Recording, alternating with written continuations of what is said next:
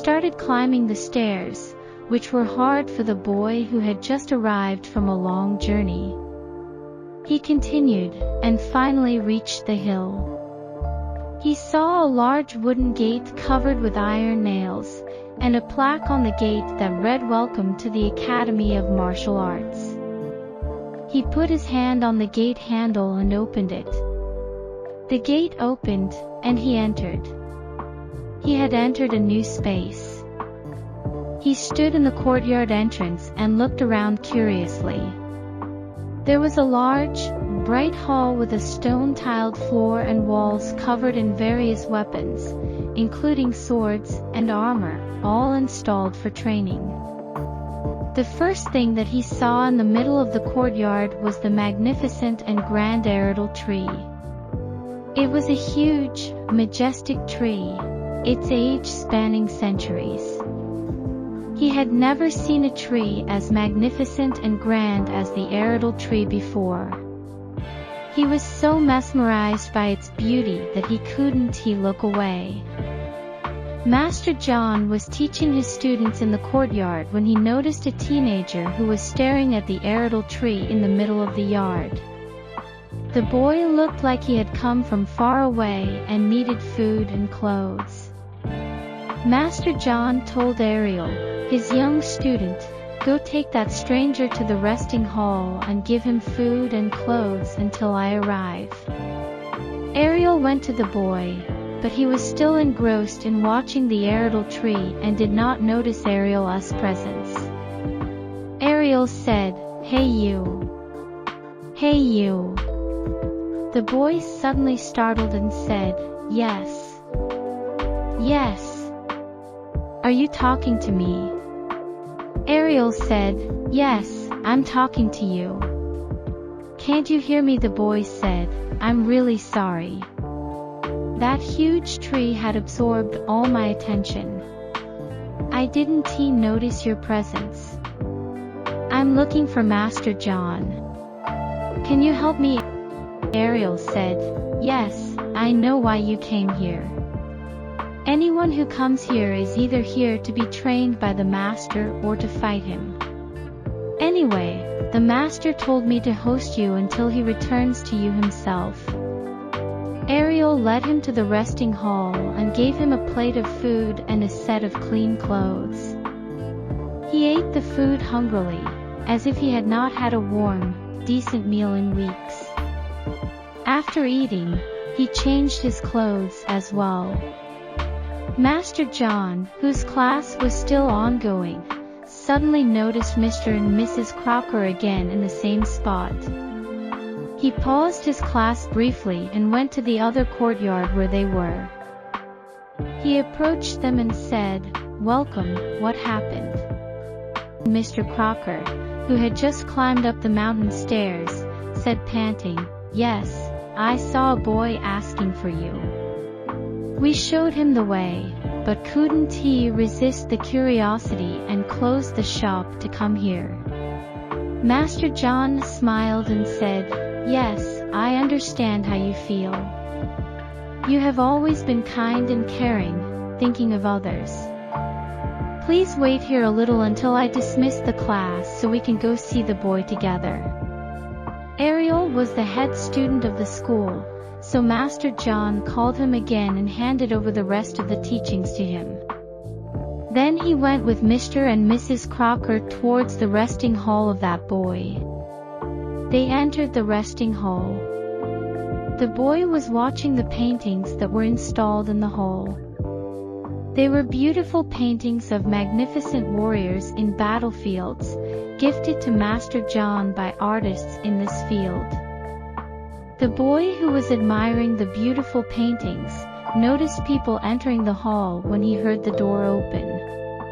He turned towards the entrance and suddenly saw Mr. and Mrs. Crocker, recognizing them. But there was another person with them that he did not recognize. Yes, it was Master John, because he had never seen his face before.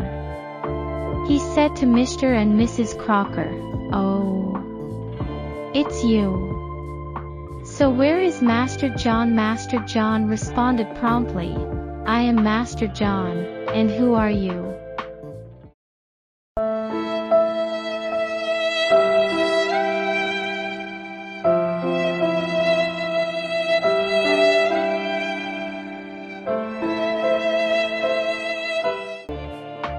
The boy replied, My name is Arlo. I came here from the village of Gates, located in the country of Camelot and a village bordering your country. I faced many challenges on the way and I was very lucky to be able to get here. Master John asked, What happened to you on the way? Arlo said, Please do not ask me this. I cannot answer. Maybe I will never tell anyone. I can only say that I was very fortunate to have met him. Master John asked, Who was he, please tell me? Arlo, who had become emotional and had tears welling up in his eyes, barely controlled himself not to cry and said, I cannot say who it was. Please do not ask. Master John said, Now that you do not want to say anything, it's okay. Why did you come here alone? Arlo said, I came here to learn how to fight and stay here. Master John said, You are still young and we need your parents' permission to accept you. Arlo said, But they can't give permission anymore, they're not. Master John asked, Where are they and what happened to them? Arlo said, Camelot has an oppressive ruler who oppresses the people. Every year, the country's soldiers come to villages and cities to collect heavy taxes and steal from people as much as they want. They do not stop at this, and if they see that a family does not have enough taxes to pay, they take their children instead of taxes. If it's a girl, they take her to serve as a servant in the court. If it's a boy, they sell him as a slave. I have elderly and frail parents. Last year, when the governor's soldiers came to our house and we did not have any taxes to pay, they took my older brother as a slave. This year, we tried our best to pay the governor's tax, but we couldn't. We heard that in the country of Vanir and in the village of Ira there is a master renowned for his hospitality and bravery. So my father, who could not bear me being taken as a slave, entrusted me to God and asked me to leave home and take refuge here. Mrs. Crocker, who was a kind and sensitive woman, cried upon hearing Arlo's words and told Master John, please accept him as a student. We will pay all of his expenses here ourselves and accept Arlo as an adopted son. Master John turned to Mr. Crocker. Mr. Crocker, who could not disagree with his wife, nodded his head and said, Yes, that's right. We will pay his expenses, please accept him.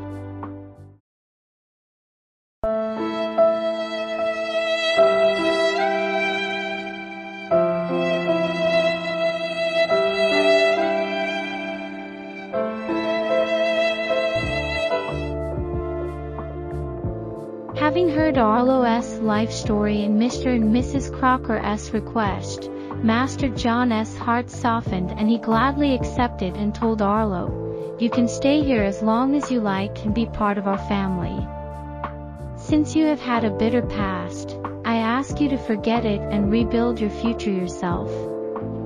From today on your name will be Ili and you belong to the village of Ira. And since Mr. and Mrs. Crocker have undertaken all of your expenses, they will be like parents to you.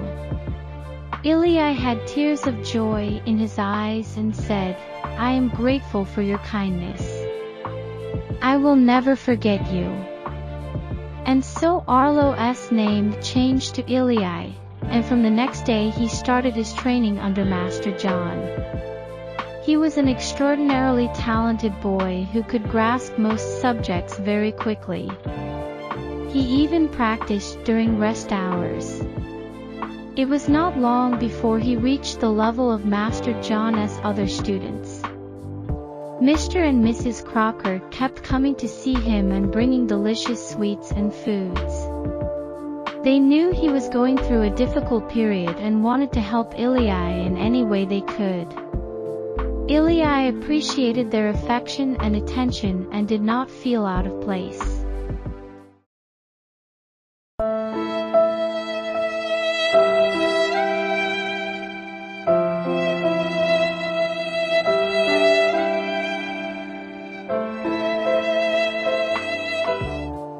Ilya often lost in the friendly and training fights they had, and this defeat made him angrier and more determined, and made him train harder than before. He was full of hatred and revenge. He laughed less, talked less, listened more, and tried harder. But it was not enough, and every time he lost, he trained with more greed and ambition.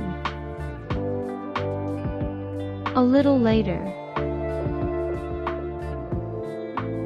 in the middle of the night in Master John's room, he was suddenly woken up by the sound of tapping. A loud but distant sound. He got out of bed and out of curiosity followed the tapping sound. The closer he got, the louder and clearer the sound was heard until he was surprised to see Ilya. Ilya was busy practicing with his sword on a wooden dummy, hitting the dummy with all his might and power. But he was hitting the wood with such hatred and drive that he did not notice the master's presence there. The master called Ilya's name again, but Ilya still did not notice. The third time, the master said in a louder voice, "Hey, Ilya." Ilya, who was suddenly scared, instinctively raised his defensive stance and was about to attack when he saw Master John and said breathlessly, "Sorry, Master, it's you. You scared me. What are you doing here in the middle of the night?" The master said, "Your loud practice woke me up." Ilya said, "Oh, I'm sorry, Master, I'm ashamed. I didn't know the sound of my practice reached all the way to the other side of the resting hall." The master said, "That's all right. It's my fault for being such a light sleeper and waking up at the slightest sound. By the way, what's wrong with you being awake?" Ilya said, "I don't know, Master. I can't sleep much at night. Even though I'm tired, I'm drawn here unconsciously and I want to pick up the sword and strike the wooden dummy as hard as I can." The master said, "Yes, I know why.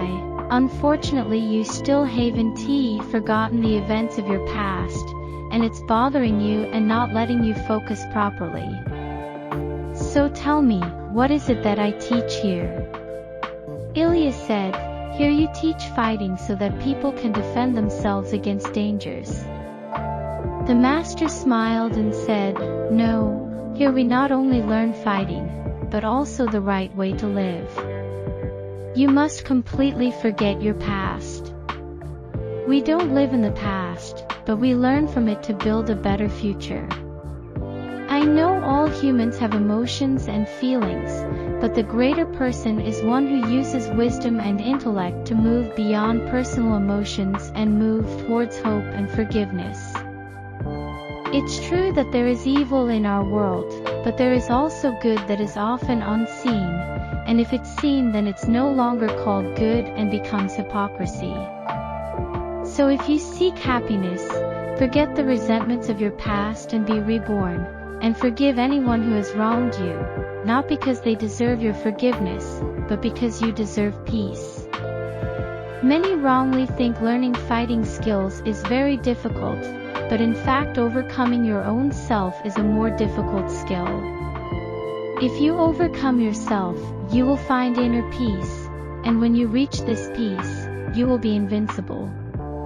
Defeat is something imposed on you from outside, but when you find inner peace, who can defeat you from within except yourself? Master John finished speaking and put his hand on Ilya's shoulder. He then walked to his resting place. After Master John's talk, Ilya felt that he needed to make a lot of changes. Therefore, he decided to sit under the Eredal tree during his rest time instead of training hard. He closed his eyes and emptied his mind of anything that was occupying it. He hoped that this would help him find inner peace. He sat under the shade of the Eredal tree and closed his eyes. He tried to empty his mind of everything, but it was difficult work. All kinds of thoughts came to his mind, from past defeats to fear of the future. He took a deep breath and tried to calm down. He listened to the birds singing in the trees and the wind rustling the leaves. He tried to focus on the present moment, but it was hard. Wicked thoughts still came to his mind. He took a deep breath and tried to calm down again. He thought of the small victories he had achieved in his life, of Mr. and Mrs. Crocker's kindness and goodness, of the new friends he had found at the academy, and of moments he had enjoyed being with his friends and family. He tried to focus on the positive things in his life and push away the negative though.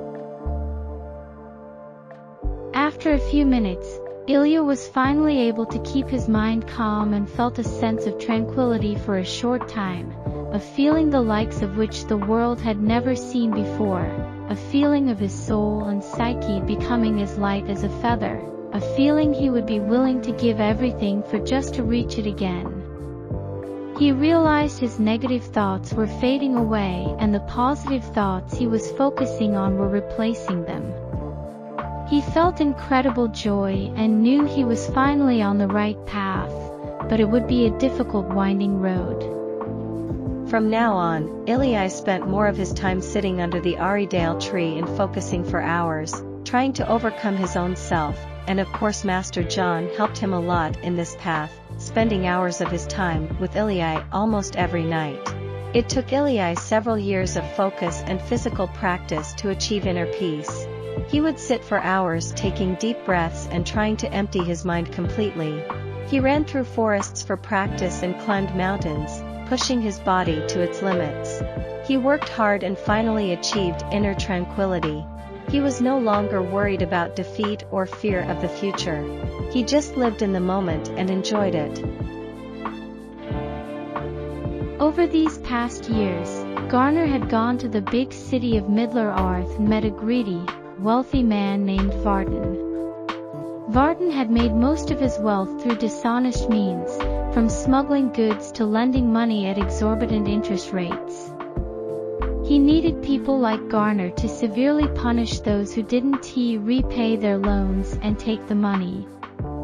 Garner, who still worked for Varden and kept up his physical and combat training, was trying hard to become a powerful man. He had sinister plans in mind that few were aware of.